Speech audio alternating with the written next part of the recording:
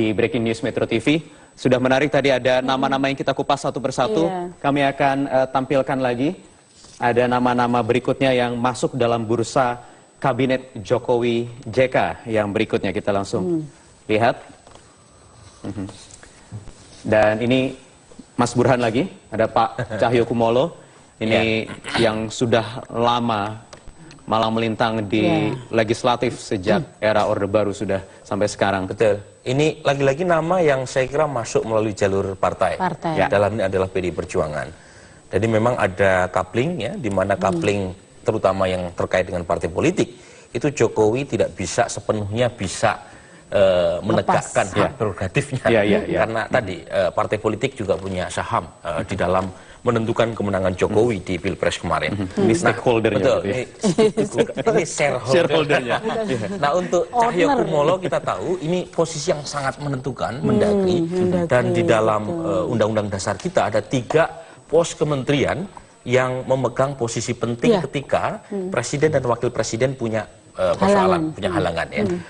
Pertama adalah Mendagri, yang kedua adalah Menlu, Menteri Luar Negeri, dan terakhir adalah Menteri Pertahanan. Nah, dari 3 pos kementerian ini, kalau misalnya betul Cahyokumolo dikasih amanat Mendagri, kemudian Menhanya itu misalnya Ria Mizar Triakudu, gitu ya, itu praktis 2 dari 3 dipegang oleh menteri yang berasal dari kita tahu ya, PDI Perjuangan. Jadi shareholdernya paling besar. Oke, ini langsung keluar namanya berikutnya. Ini nih. Nah, ini kalau misalnya Menhan gitu ya, kita belum tahu karena kepastiannya hanya Tuhan dan Jokowi yang tahu. Oke, baik, kita nantikan apakah memang ini keduanya nanti akan Nah, ini jadi soal Pak Ria Mizar Triakudu. Saya kira ini nama lama ya sebenarnya. Kemarin juga muncul banyak guyonan ya di Twitter. Misalnya ketika mendengar nama Pak Ria Mizar Triakudu itu kok seperti mendengar Ruth Gullit main lagi untuk AC Milan gitu ya.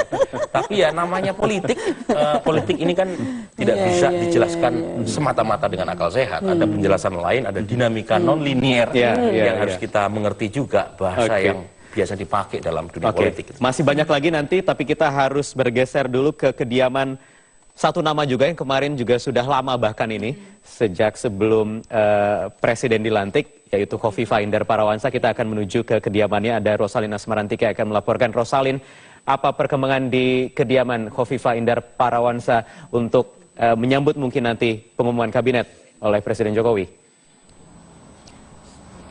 Ya, Wahyu, Khofifah Indar Parawansa ini sudah meninggalkan kediamannya sejak pukul 13.30 siang tadi, dan situasi terkini di rumahnya saat ini tidak ada persiapan khusus, jadi nampak biasa saja, tidak ada persiapan ataupun juga nampak ada persiapan acara syukuran maupun juga perayaan terkait pengumuman menteri yang dilaksanakan sore ini.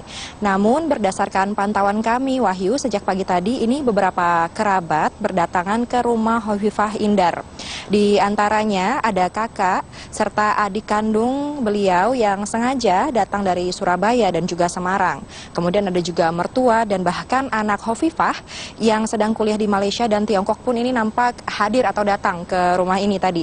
Dan setelah seminggu, Wahyu, ini Khofifah memilih untuk tidak mengeluarkan statement. Akhirnya tadi sebelum berangkat ke istana, Khofifah Indar yang mengenakan baju berwarna putih berbicara kepada media. Khofifah membenarkan bahwa dirinya memang diundang Presiden ke istana dan baju putih yang dikenakannya ini adalah seragam yang diberikan oleh pihak Sekretaris Negara dan baru diambil pagi tadi. Khofifah juga bercerita bahwa terakhir kali ini beliau kontak dengan Presiden Joko Widodo via telepon pada Senin malam lalu. Namun Khofifah Indar belum mau memberikan keterangan lebih lanjut mengenai posisi menteri apa yang didapatkannya. Khofifah membenarkan bahwa dirinya diberikan amanat oleh Presiden, dan berikut ini adalah kutipan wawancara singkat kami dengan Khofifah Indar.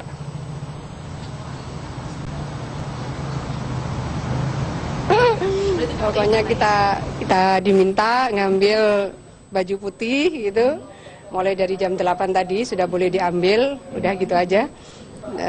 Jam 2:30 menurut informasi akan ada briefing dari Presiden dan seterusnya. Ada amanah dan itu berarti ada tanggung jawab. Enggak pakai undangan, di telepon aja, di SMS begitu. Ibu sama siapa ini diambil? Sendiri. Ya. Demikian, Wahyu. Ya, baik Rosalin Asmarantika, terima kasih melaporkan langsung dari kediaman Khofifah Indar Parawansa di Jakarta. Kita lanjutkan lagi dialog.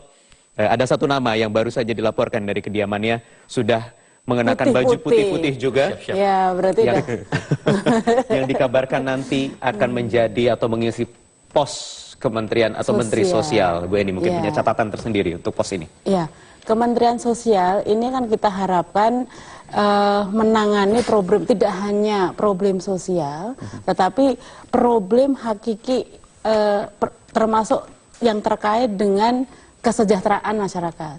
Nah, jadi bagaimana nanti, karena ini sudah ada Menko Kesra ya nanti, nah ini ujung tombak dari kesejahteraan masyarakat ini mestinya salah satunya adalah Menteri Sosial.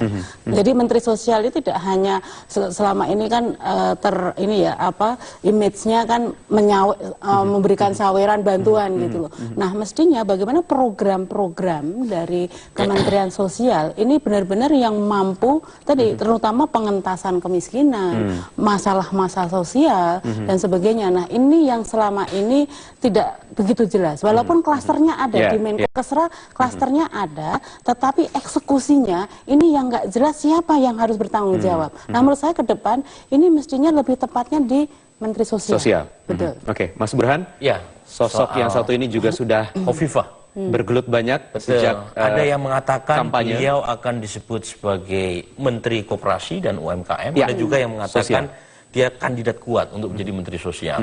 Tetapi kalau kita lihat kontribusinya, peranannya dalam proses pemenangan Jokowi, saya kira nggak ada satupun orang yang bisa mengabaikan ya.